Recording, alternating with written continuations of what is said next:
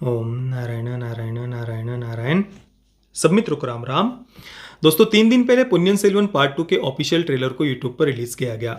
इसका जो मूल तमिल ट्रेलर है उस पर 91 लाख व्यूज अभी तक आ चुके हैं 3 दिनों में और 4,20,000 लाइक्स है। और जो हिंदी ट्रेलर है जो टिप्स ऑफिशियल यूट्यूब चैनल पर अपलोड किया गया है उस पर अभी तक 66 लाख व्यूज और 1,20,000 लाइक्स आए हैं।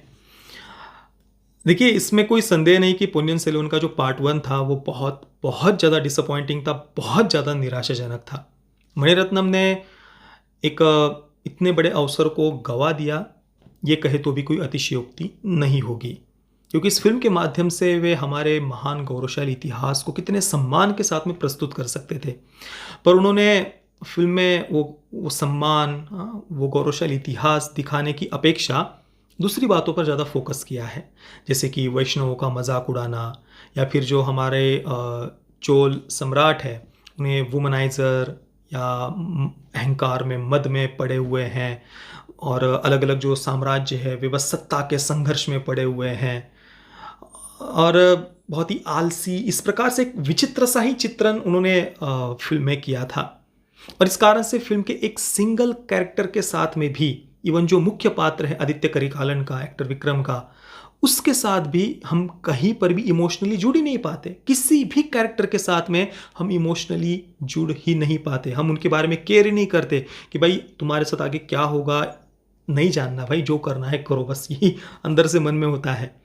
और देखा जाए तो 2 घंटे और 46-47 मिनट की ये फिल्म थी, पर कहानी में कुछ हुआ ही नहीं। आप अगर ध्यान से पूरी कहानी को अगर देखेंगे, एक बहुत सिंपल सी कहानी थी, उसको उन्होंने इतना खींचा है और ऊपर से बस बड़े बड़े नाम बताकर उन्होंने बस सिंपल सी कहानी को और ज़्यादा कॉम्प्लिकेट कर दिया है और ज़्यादा कंफ्यूज किया है बस उन्होंने ऑडियंस को। बाकी ओवरऑल अगर आप पूरी फिल्म को देखेंगे तो ऐसा कुछ भी कहानी में प्रोग्रेस नहीं हो रहा। बिना मतलब के बिल्कुल घटिया चीप ऐसे जोक्स दिखाना, जैसे कि वैष्णव जो साधु दिखाया है उसका ज़बरदस्ती का मजाक उड़ाना, और वो बहुत ही ज़्यादा अपमानजनक था।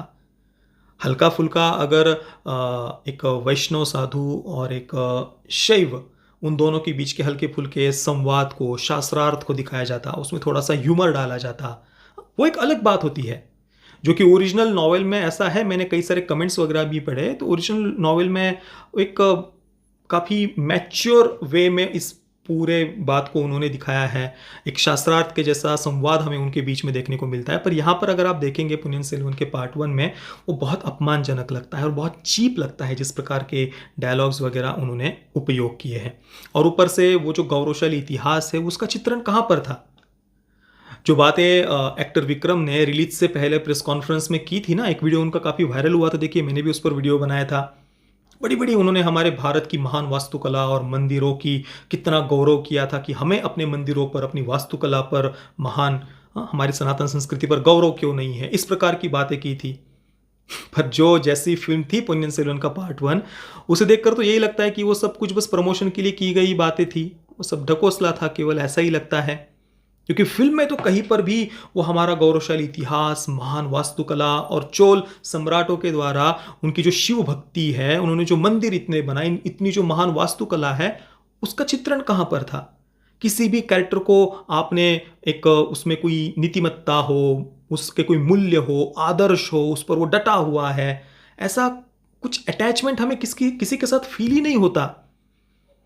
और चोल सम्राट जो बहुत महान शिवभक्त थे, उनकी शिवभक्ति के लिए उन्हें जाना जाता है। फिल्म में आपने एक सिंगल जगह पर भी शिवपिंड को, शिवलिंग को आपने देखा नहीं था। पार्ट 1 में आप देखिए कहीं पर भी उन्होंने एक सिंगल जगह पर भी जो चोल सम्राट है उन्हें आराधना करते हुए, भक्ति में या पूजा करते हुए महादेव जी की, भगवान शिव जी की, ये कहीं पर भी हमें देखने को नहीं मिलता। एक मंदिर का सीन है पर वो भी बाहर ही उन्होंने शूट कर लिया है। हाँ, दूसरी जगह पर श्रीलंका में भगवान बुद्ध की मूर्ति और वो सब बातें उन्होंने देखा, जो कि एक अच्छी बात है। पर चोल सम्राट, आप उनके ऊपर फिल्म बना रहे हैं जो महान शिव भक्त थे, और आप पूरी फिल्म में कहीं पर भी उनकी महान वास्तुकला, जिन्होंने कंबोडिया तक अपने साम्राज्य को पहुंचाया था, वहां पर उनके द्वारा बनाए गए मंदिर है, इतने महान उनकी वास्तुकला, इतनी बुद्धिमत्ता, इतना अच्छा शासन, जो बातें एक्टर विक्रम ने भी की थी, वो सब कहाँ था।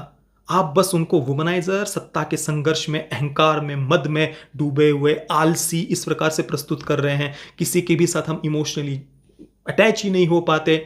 ऊपर से वो वैष्णव साधु का जबरदस्ती का मजाक उड़ाया जाना, और जो वॉर सीक्वेंस भी है, जो युद्ध के सीन है, वो कितने खराब तरीके से शूट किए गए हैं। और किसी भी युद्ध के सीन में कोई भी एक्शन सीक्वेंस हो, उसके पीछे अगर इमोशंस नहीं हो ना, जो हम अंदर से फील करें किसी कैरेक्टर के लिए, हम अंदर से चाहे कि भाई अब ये कैरेक्टर बस दूसरे को बस उठाकर पटक दे यार ऐसा जब अंदर से हम किसी के लिए फील करते हैं ना, वो एक्शन सीक्वेंस देखने में हमें मजा आता है। वो इमोशंस अगर उसके पीछे हो ना, तो वो कोई युद्ध का सीन या कोई action sequence over the top भी हो जाता है तो वो गलत नहीं लगता, क्योंकि उसके पीछे हमारी इमोशंस जुड़े हुए हैं। पर अगर वो इमोशंस ही नहीं हो और बिना मतलब के बस आप युद्ध दिखाए जा रहे हैं, आमने सामने लोग बस तलवार लेकर घुमा रहे हैं, क्या मतलब उस बात का अगर उसमें कोई इमोशंस ही नहीं हो। पहले पार्ट में भी कहानी में ऐसा कोई डेवलपमेंट हमें दिखा नहीं, एकदम बीच में ही हमें छोड़ दिया। 2 घंटे 47 मिनट तक उन्होंने ज़बरदस्ती कहानी को खींचा, फिर भी किसी कंक्लूजन पर वो पार्ट पहुंचता नहीं है। और अभी दूसरे पार्ट के ट्रेलर में भी हम वही देख रहे हैं कि चोल साम्राज्य पर संकट आया हुआ है, अंदर से भी, अंदर के लोगों से भी और बाहर से भी। और सबसे बड़ा संकट तो है ऐश्वर्या राय बच्चन का कैरेक्टर नंदिनी का, वो चोल वंश को ही समाप्त करना चाहती है। और दूसरी एक बात है, जो नंदिनी और आदित्य करिकालन यानी विक्रम का कैरेक्टर, उन दोनों के बीच का प्रेम, वे एक दूसरे के सामने आएंगे तब क्या होगा, ये थोड़ा सा उन्होंने सस्पेंस रखा है। और वैसे भी जब हम किसी के बारे में केयर तभी करेंगे, या चोल साम्राज्य के ऊपर जो संकट आया हुआ है उसकी चिंता भी हमें तभी होगी, तभी होती, जब उन्होंने पहले पार्ट में अगर सही तरीके से उन कैरेक्टर्स को डेवलप किया होता, इमोशनली हम उनके साथ में जुड़े होते कि कितना समृद्ध उनका इतिहास था, किस प्रकार से उन्होंने हमारी वास्तुकला को समृद्ध किया, कितना अच्छा उनका शासन था। हाँ, जो बातें एक्टर विक्रम ने रिलीज से पहले कही थी ना, इस प्रकार से अगर उन कैरेक्टर्स को डेवलप करते तो वो एक अलग बात होती है। तो एक बहुत बड़ा अवसर हमारे इतने महान इतिहास को दिखाने का मणिरत्नम ने उसे गंवा दिया, इतना ही हम कह सकते हैं। और हिंदी वर्जन में तो वैसे भी फिल्म बिल्कुल भी चली नहीं थी। तमिल वर्जन में फिल्म ने काफ़ी अच्छा कलेक्शन किया, ऐसा बताया जा रहा है। और उसके पीछे एक कारण ये भी है कि काफ़ी लंबे समय के बाद में तमिल फिल्म इंडस्ट्री में कोई ऐसी फिल्म बनी थी जो कहीं ना कहीं पर किसी न किसी प्रकार से सनातन संस्कृति से जुड़ी हुई थी। आज भी सामान्य तमिलनाडु में जो जनता है तमिल, वे अपने कल्चर से, अपने रूट्स से जुड़े हुए हैं और वे अपने इतिहास को देखना चाहते हैं। पर काफ़ी लंबे समय से तमिल फिल्म इंडस्ट्री में वही वामपंथी एजेंडा वाली, कम्युनिस्ट माइंडसेट वाली फिल्में लगातार बनती जा रही है।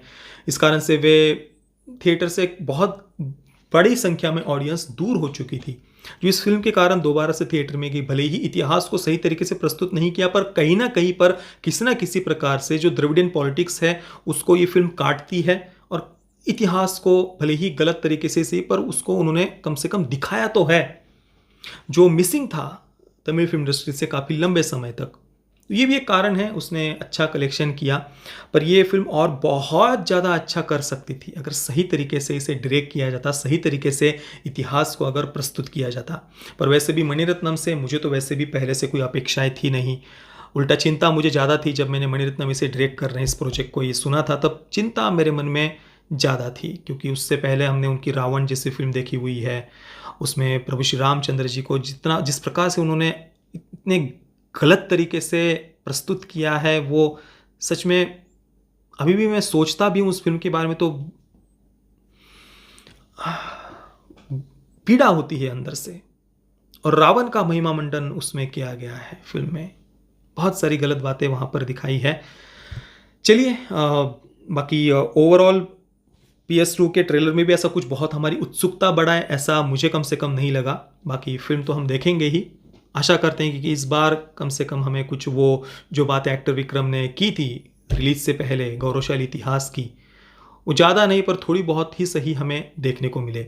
बाकी दोस्तों, आपको ये PS2 का पोन्नियिन सेल्वन पार्ट 2 का ट्रेलर कैसा लगा मुझे आप नीचे कमेंट में अवश्य बताना।